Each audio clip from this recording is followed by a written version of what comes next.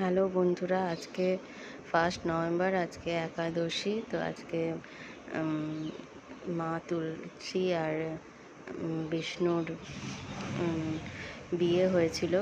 তো আজকে ঠাকুর 4 মাস পরে আজকে উঠেছিলেন। তো তাই জন্যে আমি আজকে পুজো করছি।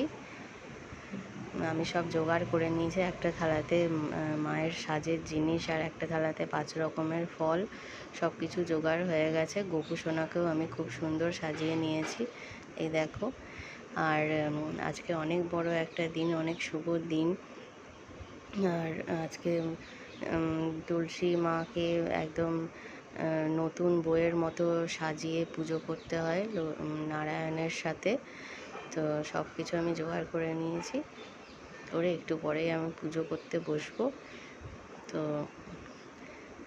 সবাই কেমনভাবে করছো অবশ্যই শেয়ার করো, আর লাইক কমেন্ট শেয়ার অবশ্যই